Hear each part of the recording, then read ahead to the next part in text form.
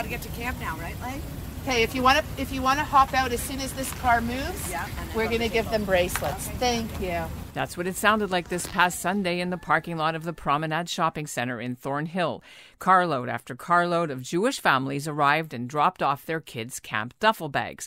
These are being shipped that day up to a sleepaway summer camp in the Muskokas, 150 kilometers to the north. Some parents handed over clear Ziploc bags containing their kids' medications, and then staff members snapped a color-coded bracelet onto the camper's wrist. They have to wear it the entire time they're at camp. It has a tracking device, so staff can check on the camper's whereabouts. But also this year, the camp's clinical social worker was on hand at drop-off to meet each family.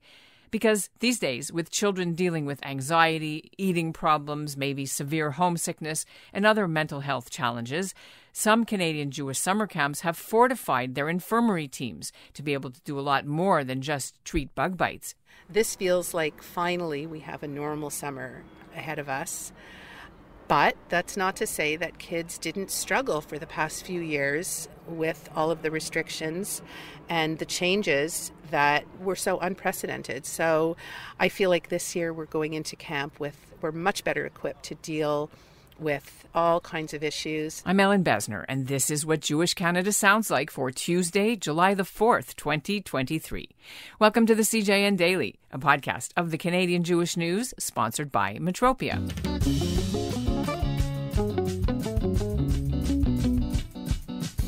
Welcome back from a long Canada Day weekend with bad smoky air quality, crazy thunderstorms with hail, and you should check out my Facebook page to see the video. It's really something. And for many families, it was also the week when they pack their child up and sent them, or are about to send them, to sleepaway camp. For all camps, it will be the first summer since 2019 without a COVID hangover. No masks, no bubbling, no testing, except maybe for head lice.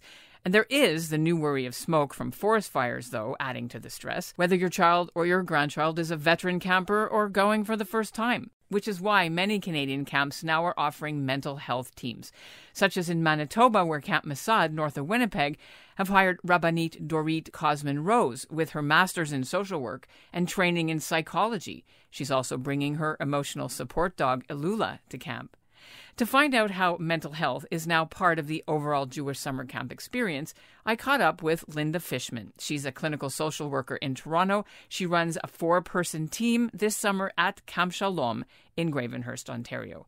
We spoke in the parking lot after the families had left, and she offers some tips, including what you should do as a parent when you receive a letter from your child, kind of a hello mada, hello fada letter, that they're having a bad time. You've been here listening to the parents for the past 3 hours.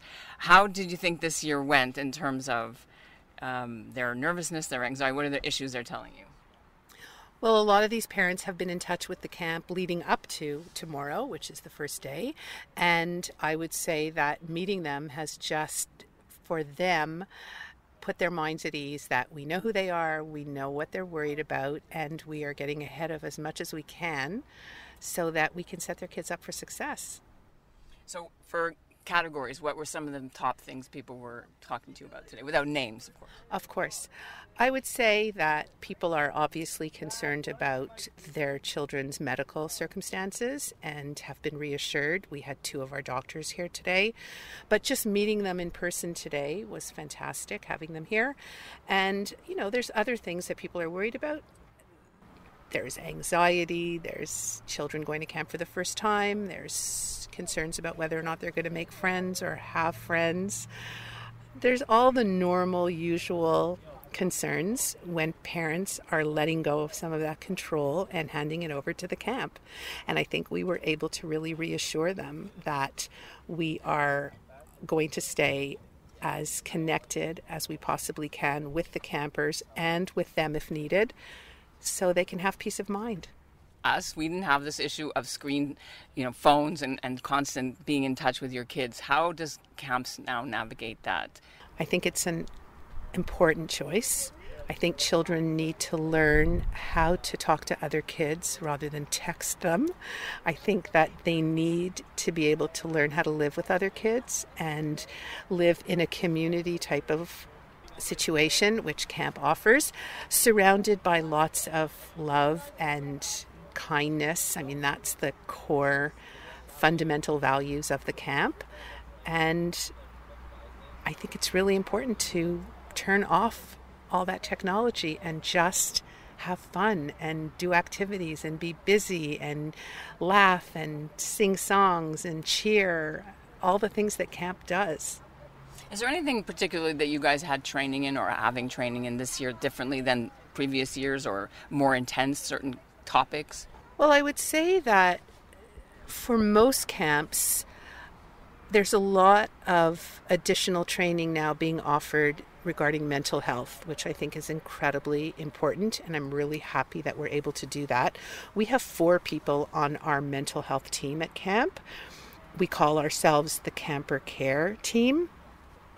And the reason I think it's so important is because, especially coming out of COVID and several years of a lot of control that parents had over their kids, and also that lack of control, that finding that balance, I think a lot of people are really worried about their children and want to make sure that if they are feeling anxious or they are dealing with anything that's affecting their peace of mind, that there are people who have the skills and the training to deal with it at camp. We not only are there during camp to address these issues as they come up, but we get ahead of a lot of them. We know what we're going to be dealing with in terms of some of the issues that kids are bringing to camp. And so we're doing everything we can in advance to help the counselors and all of the staff understand what they can do to make sure that this camper is feeling safe and understood and validated. So we had not only the 4 of us in the past week there for training, but we also had several psychologists, child psychologists, come in and do some unbelievably fabulous training for our staff. And the feedback I'm hearing from the staff is they feel really excited and well prepared to deal with anything that is out of the ordinary for camp, anything that is in any way making kids feel like they either aren't able to stay at camp, or they're feeling excessive amounts of homesickness, or using language that kids often use now, like anxiety, or whatever is potentially stopping them from participating and really having fun at camp. I think the staff feel much better prepared now to deal with it. So when you see, like, a lot of parents come with the in the clear bags of the medication, every kid has whatever they have to take, every camper. But is there any advice you give about whether there's a lineup and you take your Ritalin, or how medication is doled out? Because that was always, I remember, anxiety producing if you are one of the kids that has to go take medication every day or whatever. Do you know what I mean? Well, I don't think that's an issue for us at Camp Shalom. I think what we're doing differently, we started doing this a couple of years ago, is we have what we call Club Med. Club Med is sort of like a first aid area and a med administration area, and it's very friendly and it's very open. It almost looks like an ice cream bar when you walk up to it. It's not our health center. It's not our infirmary. It's not where kids stay if they're not feeling well. That is in a separate area. This is just open and fun, and I don't think there's any shaming involved. I've never seen any kids reluctant to go to Club Med. I think, in fact, it's just part of the day, and our staff at Club Med are super friendly and welcoming, and I don't think it's an issue at all. What about the parents and what things they should or shouldn't say at drop-off? What advice had you been telling people so that they don't make their kids more nervous? Well, we actually sent home some very detailed ideas about what parents should and should not say. And I guess to summarize it, what we want to do is we want parents to encourage their kids to step a little bit out of their comfort zone and be okay with the fact that it may feel a little bit uncomfortable at times. There may be times where they are a bit homesick and they feel a little bit sad. But that's something that if they can push through it, they will feel really proud of themselves, and they will be doing it surrounded by very supportive, loving staff members and other kids. And it's amazing to watch how other kids will really try to come to the rescue if one of their campmates is feeling homesick. But overall, we want people to understand that this is a skill that you learn along with so many other skills of independence. Being away from home is something that they have to learn how to master. One day they may go to university and have to live by themselves, and we want them to have a toolbox of ideas and ways to do that, and they can learn that at camp surrounded by a lot of support. And we've spent a tremendous amount of time with our staff giving them ideas about what to talk to the kids about if they're homesick, how to prevent it. So, for example, nighttime is a really difficult time for a lot of kids. They're tired. That's where they go into bed and they start to think about their family and they get homesick. So we are having a lot of our kids do journaling. The whole cabin's going to do it. And basically what we're doing is we're getting them to write down a few things that they feel really good about with camp, things that went well, maybe some accomplishments from the day, an activity that they tried that they were worried about trying and it went well, or a food that they tried that they didn't ever try before, or somebody who they were able to make smile or laugh, and just something that they feel really proud of themselves about. It's a private journal. It's something that each kid is going to be able to write in on their own. And what that does is it gives them a chance to focus on the things that went well that day and the things they feel good about, rather than getting caught up in worrying about home and being homesick. You know, my philosophy as a social worker is that anxiety or worries are going to control you if you don't control them. So what we're doing is we're giving them tools to control some of that. And, you know, it works. It works with gratitude journals. It works with this type of journal. And the counselors are excited about it. A lot of them are planning on doing it themselves. And there's other strategies as well. Like we talk to them a lot in their training about how to reassure kids and how to comfort them. And as far as parents, when you get a letter that says, the hello mudda, hello fada type of letter, which our younger listeners probably won't know, but it's a famous letter that everything's terrible, and then, I'm going swimming with whatever the guy's name was. So what should parents do when they get one of these letters that I'm sad, I'm having a bad time, the weather's terrible, or whatever? Kids will often write a letter, and in that moment when they're homesick, they write it. It gets it off their chest. They put it in the mail, and they're back at whatever activity, and they've totally forgotten about it. The parents get the letter and they're grabbing their car keys already. And we're saying, call us and we will check on your child. And they have to also be reassured. I can't speak for other camps, but I know that we will call parents if we feel that kids are immobilized by homesickness. And we will make sure that we work with them to help their children get through whatever tough times. So getting a letter doesn't mean that it's an ongoing issue. It's at the moment, that's how they felt. And that's what kids often do. Okay. Is there any other advice about what you should be sending with your children? Let's say during the letter, I guess you can send letters or packages or whatever. No packages. So pictures, what kind of things should you send so that they don't miss their house too much? Because parents are off to Italy, right? Or they're having fun without you. Parents certainly should write letters. Kids love getting letters, but they don't do well when they get letters like, I miss you so much, I can't sleep, and the house is so silent without you here, and even the dog misses you and the dog won't eat. Like, we've actually seen those kinds of letters. The letters that make us laugh so hard that parents have told us about is when they write letters and say, the internet is down, the cable's not working, so there's no TV, the air conditioning's not working, the house is so hot, we're so bored, there's nothing to do here, you're so lucky that you're at camp. And even though the kids, I've had kids say to me, I know none of that is true, but it's funny because it shows that the parents are really encouraging their kids to do this in the best way they can and to push through any tough times, because it is hard. It's hard even for staff to be away from home and to live with other people. But what a fabulous life skill to learn. And at the end of it all, they feel so proud of themselves. And what speaks volumes for it is to see how people are sobbing at the end of camp because they don't want it to end. This camp, being in camp, is a super social activity.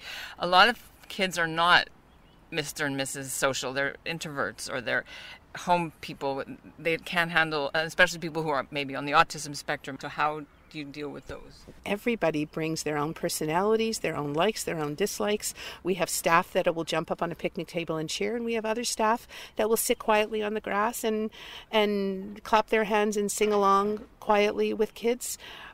We can't try to fit everybody into one category of what works for everybody. But the beautiful part about being at camp is that the pace is not what it is in the city. It's much slower. It's much more... It's relaxing, actually, to be up at camp. And there are some times where it's very raw, and there's tons of spirit at Camp Shalom, like it is through the roof.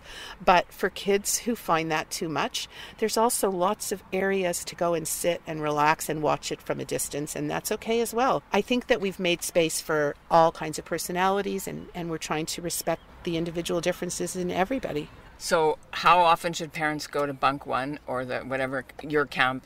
Other camps, they use these services that have pictures and sort of try to find the kids, because that's the other hard part, is trying to see if they can see them on the internet, right? Right. Well, it's funny because we have some parents who are going to check pictures all day long, every day.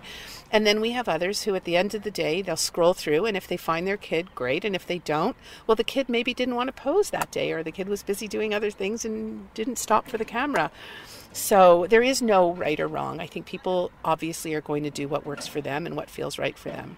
Right, and that'll be the drop-off is a whole other issue. So top 3 things you should do when you drop off your child. Well, the most important thing is to make sure that the child or children know that you believe in them and that you believe they can do this, and that you're proud of them and this is only for the kids, obviously, who are a little bit apprehensive. The kids who are jumping out of the car and racing onto the bus, I think the most important thing is to just give them that hug and let them know how proud you are that they are such awesome campers, and how happy you are that they're going to have such a great summer. And then go home and, be sad. The house is quiet, right? Well, I hope that people aren't sad. I hope people feel really good about their choice, and that they feel really good about their kids being well taken care of.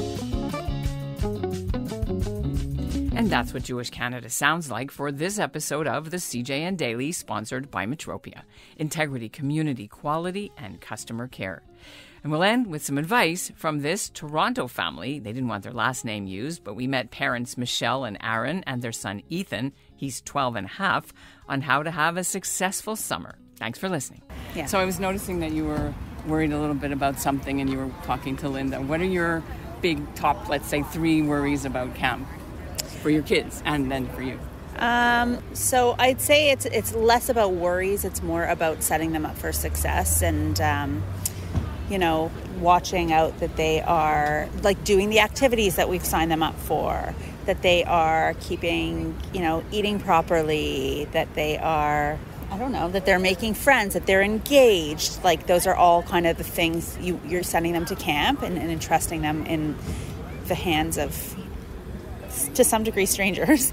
And you just want to ensure that they're happy, healthy, trying new things, enjoying themselves. Yeah. Are they nervous? Would you say, how did it go the last couple of days? No, I wouldn't say so. I think our daughter might be a bit more nervous than our son at this point, because he's experienced it a few times now. But I think they're both excited and, ready to experience the summer. Are there things that is going to be hard for them? Do you think, no phones, or that's something we didn't have that issue when I was growing up? But I don't think it will be hard for them. They expect it, and it was actually, they recognize the positive of not being on screens. They came back from camp last summer, and it was very refreshing for them, and they're anticipating it. They know it, so they see the positives of it for sure. Okay, and then so what do you guys do? How do you cope with your nervousness now that they're on their way, tomorrow? Not overly anxious about it, just really happy for them. You went to camp already before, right? Is it okay if I ask you? Yeah, of course. So what's your advice for families that, let's say this is their first summer, that they're sending their kid, in terms of how the children should be prepared? They gotta get used to the camp first. So ask the counselors to show them around and have fun, obviously. And everybody gets homesick, so it's fine to be homesick. And just have lots of fun. How did you cope with homesickness, or how did they help you? Well, I sent a lot of letters, and it helped me. And I also brought pictures of my family to camp. Yeah. That was when you got those letters. How did you navigate that? In the letters, he didn't actually express being overly homesick. Like, previous years he may have said a bit, but we also knew that he's there with friends and with cousins and his sister eventually, and that it's a normal part, and that it's just one letter, it's one kind of snapshot, and it will get better. And if there was anything more significant, we would hear from the camp.